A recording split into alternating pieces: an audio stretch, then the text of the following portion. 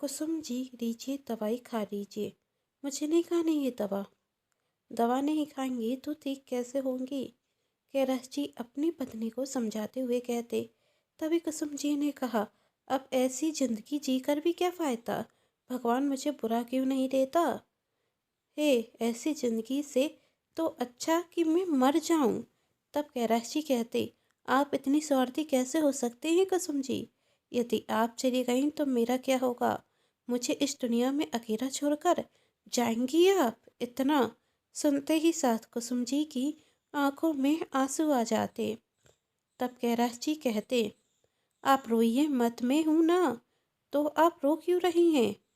हम सुख दुख के साथी हैं। आप क्यों घबराती हैं? जिसका इकलौता बेटा उसे बुढ़ापे में अकेला छोड़कर चला गया हो, क्या उस माँ को रोने का भी हक नहीं? कुसुम जी अपने अंदर का दर्द बाहर निकाल रही थी। तब कैलाश जी ने कहा, आपके अंदर जितना भी दर्द थे उसे आज बाहर निकाल दीजिए। मैं जानता हूँ आपकी तबीयत सिर्फ इस वजह से ही खराब है। 2 वर्ष से हमारे बेटे ने एक बार फोन कर कर नहीं पूछा तो उस माँ के ऊपर क्या बीतेगी मैं भी अच्छे से समझ सकता हूँ। आखिर मैं भी तो पिता हूँ। अपने बेटे से दूर रहने का दुख मुझे भी है। पर आप ही तो कहती हैं कि जिंदगी जीने का नाम है।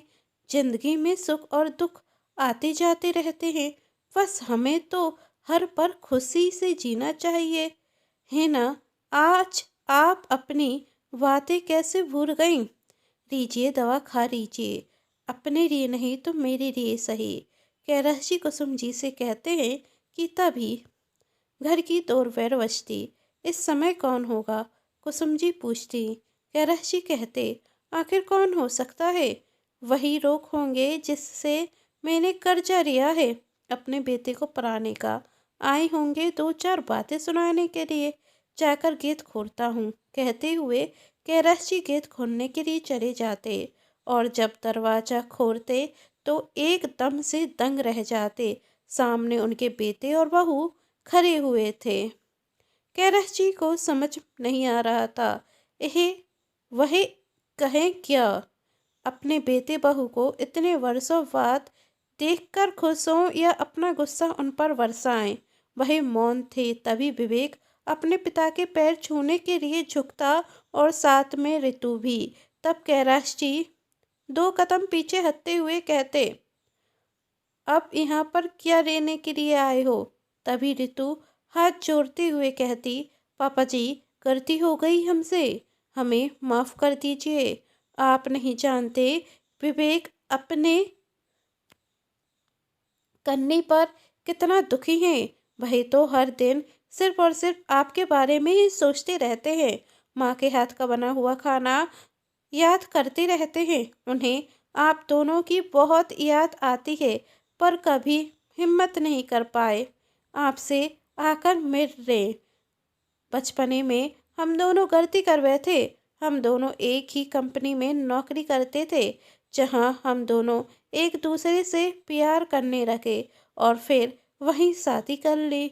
उस समय पर विवेक को डर था कि कहीं आप इस शादी से इनकार न करते, क्योंकि आप लव मैरिज बिल्कुल पसंद नहीं करते, ऐसा विवेक को लग रहा था। शादी के कुछ महीने बाद ही विवेक को एहसास होने लगा कि उसने कितनी बड़ी गलती कर दी। उसे हर दिन आपकी और माँ की याद आती थी, पर अभी तक वह हिम्मत नहीं जुटा सका। आज बड़ी हिम्मत कर कर हम दोनों आपसे मिलने के लिए आए। ऋतु आंखों में आंसू लिए कैलाश जी से कहती जा रही थी और वह इशारे में विवेक से कहती, अब तुम भी माफ़ी मांगो। विवेक छत से हाथ जोड़ते हुए अपने पिता से माफ़ी मांगता और कहता, पापा, आप मुझे माफ़ कर दो ना। अपने बेटे की आवाज़ सुन कुसुम जी, मैं न जाने कहाँ से ताकत आ गई थी। जो 2 दिन से बिस्तर पर से नहीं उठी थी, आज चढ़ कर खुद अपने कमरे से बाहर आ गई थी। जहाँ कैलाश जी विवेक से कहते हैं, अब तुझे इस बाप की क्या ज़रूरत है? आखिर हमने तुम्हें दिया ही क्या है?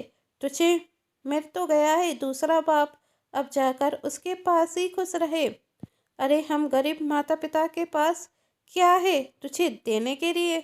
हमने तो कभी तेरे लिए कुछ किया ही नहीं, तो अब हमसे क्या उम्मीद रखता है? और यह नाटक करना बंद कर दो तुम दोनों। मैं बहुत अच्छे से समझता हूँ तुम दोनों को कि कुछ पाने के लिए तुम यहाँ पर आए हो, वरना तुम दोनों वापस आने वालों में से नहीं थे। क्या स्वार्थ है तुम्हारा यहाँ आने के पीछे? तब ऋतु कहती, पापा जी आप सच कह रहे हैं। हाँ पापा जी, हमारा स्वार्थ हमें यहाँ लेकर आया है। हम आपसे कुछ पाना चाहते हैं और कुछ देना भी चाहते हैं। हम आपसे आपका आशीर्वाद चाहते हैं। यही स्वार्थ हम यहाँ तक खींच लाया है और अपने आने वाले बच्चे के लिए दादा दादी चाहते हैं। कैलाश जी आगे कुछ कहते उसके पहले ही पीछे खड़ी हुई कुसुम जी कहती, सुनिए जी, बच्चों को अपनी गलती का एहसास है तो उन्हें अंदर आ जाने दीजिए ना। यूं इस तरह कुसुम जी को बिना किसी सहारे के खड़ा हुआ देख कैलाश जी खुश थे। जो अभी तक उठकर खड़ी नहीं हो पा रही थी, वह आज चढ़कर अपने कमरे से यहाँ तक आ गईं। वह समझ जाते कि यह सब कुछ उनके बेटे और बहू के आने की वजह से हुआ है और वह कुछ भी कहे बिना अपने बेटे और बहू को अंदर आने देते। बेटे बहू आते ही साथ कुसुम जी के पैर छूते और विवेक कहता, माँ यह क्या कहारत कर ली है आपने अपनी? आप बिल्कुल भी ध्यान नहीं रखती ना अपना। तब ऋतु कहते, विवेक अब तुम चिंता क्यों करते हो? अब हम आ गए हैं, हम माँ का ध्यान रखेंगे। आप देखना माँ अब बहुत जल्द ठीक हो जाएंगी। कैलाश जी को तो अब भी अपने बेटे बहू पर संदेह था, पर कुसुम जी की खुशी का कोई ठिकाना नहीं था। वही कहती, बच्चों अब तुम आ गए हो, देखना अब मैं जल्द ही ठीक हो जाऊंगी। हाँ माँ जी, अब मैं आपका अच्छे से ध्यान रखूंगी, समय पर आपको खाना दूंगी, आपकी मेडिसिन हर चीज़ आपको समय पर मिलेगी। तभी कैलाश जी कहते, हाँ कुसुम जी, अब तो बहू आ गई है तो तुम्हें तो सिर्फ आराम करना चाहिए। घर के सारे काम तो बहू देख लेगी। घर के अब सब काम बहू करेगी और सास करेगी। आराम। कैलाश जी का इतना कहते साथ ऋतु को मन ही मन बहुत गुस्सा आता और वह सोचती, मैंने तो सोचा था गांव का गवार होगा बुराऊ, पर यह तो हद से ज़्यादा होशियार निकला। आते साथ मुझे इस घर की नौकरानी बना रहा है। एक दिन तुझसे जमीन हड़प लूं, फिर तुझे मछा चिखाती हूँ। गवार कहीं का। अब बहू के होते हुए आपको काम करने की क्या जरूरत है ना बहू? हाँ पापा जी, आपने सच कहा। ऋतु सोच से बाहर निकलते हुए कहती। तब कुसुम जी ने कहा, अरे आप भी कैसी बातें करते हैं? बहू इस अवस्था में घर के काम कैसे करेगी? तब कैलाश जी कहते, आप भी अजीब बात करती हैं कुसुम जी। क्या आप कभी गर्भवती नहीं हुई? तो आप भी तो अपने सास ससुर की सेवा और घर के सारे काम करती थी, तो आज क्या परेशानी है? बहू कर लेगी और उस समय के काम तो कुछ ज़्यादा थे। हाँ माँ जी, पापा जी सच कह रहे हैं, आखिर घर के काम होते ही कितने हैं। हाँ बहू, सही कहा तुमने, आखिर घर के काम होते ही कितने हैं। बस सुबह जल्दी उठकर झाड़ू पोछा करना है, फिर चाय नाश्ता हम सभी के लिए बनाना है और कपड़े धोना है, खाना बनाना है और बर्तन धोने हैं। इतने से काम तो तुम कर ही सकती हो, और फिर अपनी सासू माँ का ध्यान तो तुम रखोगी ही। हाँ क्यों नहीं, ऋतु ने हिचकिचाते हुए कहा। दूसरे दिन से सुबह जल्दी उठकर ऋतु घर के सारे काम करती है, जिसमें उसकी हालत बहुत खराब हो जाती और वही विवेक से गुस्से में कहती, तुम्हारे बाप ने मुझे घर की नौकरानी बनाकर रख दिया है। तब विवेक कहता, डार्लिंग मैंने तो पहले ही कहा था गांव आने का कोई फायदा नहीं होगा, पर तुम ही नहीं मानी। तब ऋतु कहती, बेबी मैं बहुत अच्छे से जानती हूँ तुम्हारे पिताजी यही जानबूझकर कर रहे हैं, पर मैं इतनी जल्दी हार नहीं मानने वाली। देखना मैं तुम्हारे बाप से वही जमीन हड़प के ही रहूंगी, चाहे इसके लिए मुझे उंगली तेरी ही क्यों ना करनी पड़े। तभी बाहर से कैलाशी की आवाज आते, बहू आज चाय नहीं पिलाओगी क्या? मेरा मेरा वश चले तो मैं उस चाय में जहर डाल दूं, पर क्या करूं? जब तक जमीन इससे ना ले लूं मुझे इसकी बात माननी होगी।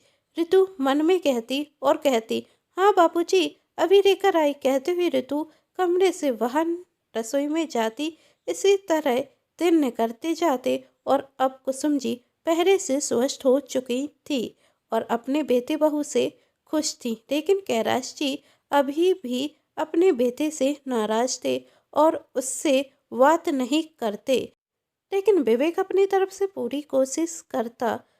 फिर एक दिन ऋतु अपनी सास से कहती माँ जी अब मैं और विवेक यहाँ पर कितने दिन रुक सकते हैं? आप तो जानती हैं हम दोनों नौकरी करते हैं और ज़्यादा दिनों तक छुट्टी नहीं ले सकते। अब हमें शहर जाना होगा, लेकिन फिर से आपको छोड़कर जाने की इच्छा नहीं है। यदि आप और पापा जी हमारे साथ चलकर रहने लगते तो हमें बहुत खुशी होती, लेकिन पापा जी तो अभी भी विवेक से नाराज हैं, तो उन्हें मनाना मुझे मुश्किल रख रहा है। यदि आप कहेंगी तो शायद पापा जी मान जाएंगे और हमारे साथ शहर चलकर रहने लगें। आप ही बताइए ना, आप यहाँ अकेले अपने बेटे से दूर कैसे रह सकती हैं? और आपका बेटा भी तो अपने माँ बाप का साथ चाहता है। क्या इसमें कुछ गलत है? क्या मुझे आप दोनों के आशीर्वाद की ज़रूरत नहीं? आने वाली संतान को आप दोनों की ज़रूरत नहीं? और दादा दादी से अच्छा बच्चे का ख्याल कौन रख सकता है? माँ जी आप हमारे साथ चलिए। तब कुसुम जी ने कहा, बेटा मैं तो चलना चाहती हूँ, पर तुम्हारे पापा जी को मनाना मुश्किल होगा, पर मैं अपनी तरफ से पूरी कोशिश करूँगी तुम्हारे पापा जी मान जाएं। आप कोशिश करके तो देखिए, मुझे पता है आपकी बात पापा जी कभी नहीं टालेंगे।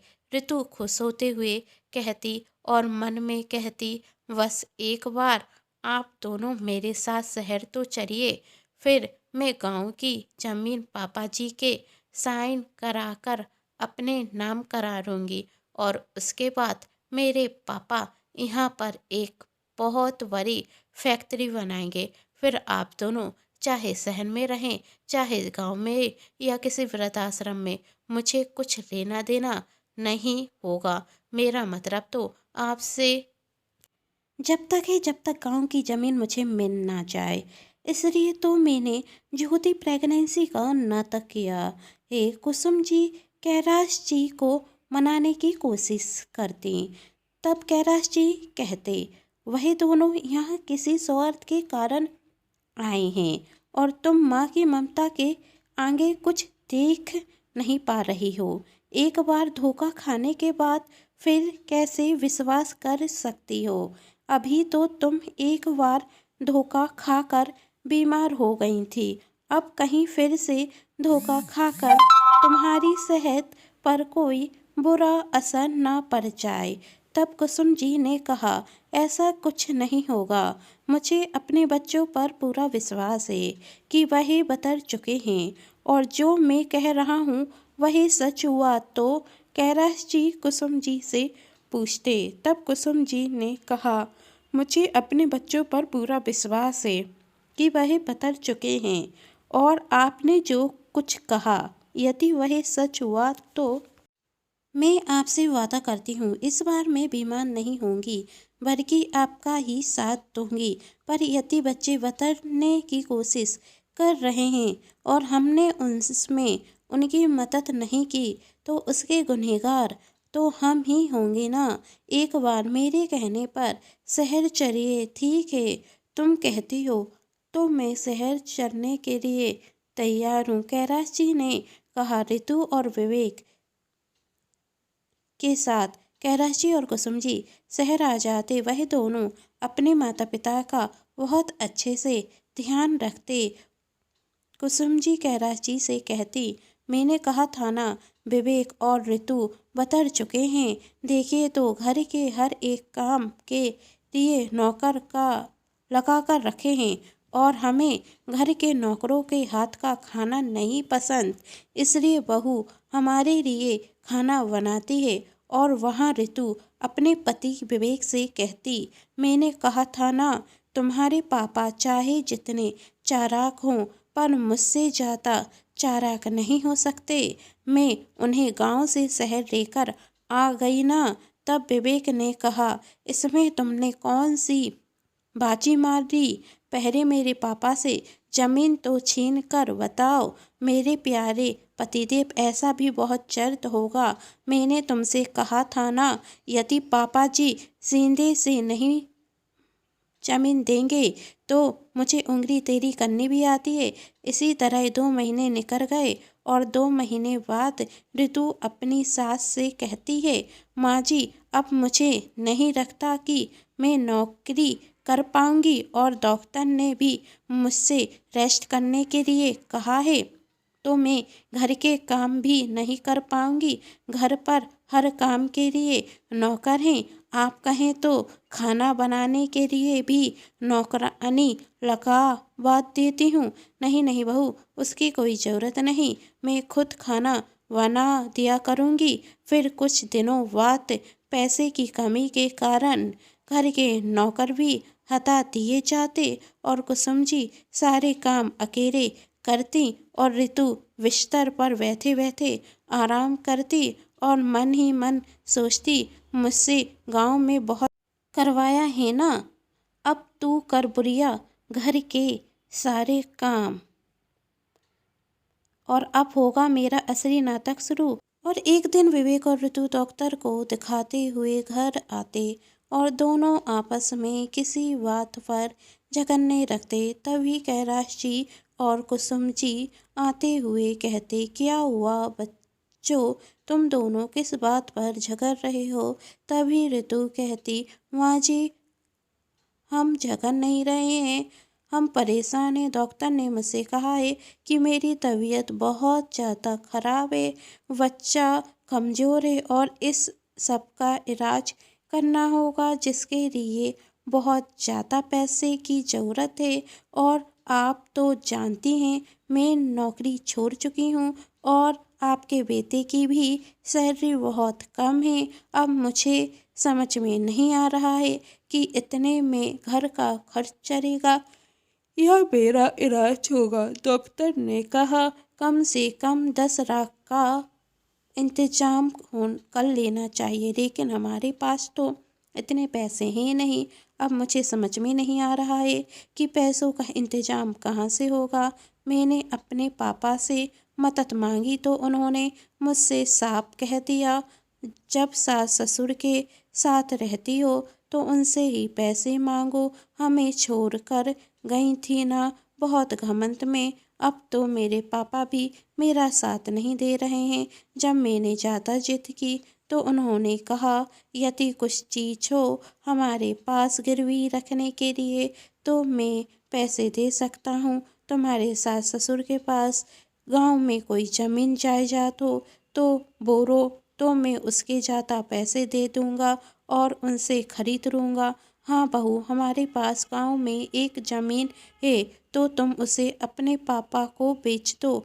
जितने पैसे आएंगे उससे तुम्हारे इलाज हो जाएगा।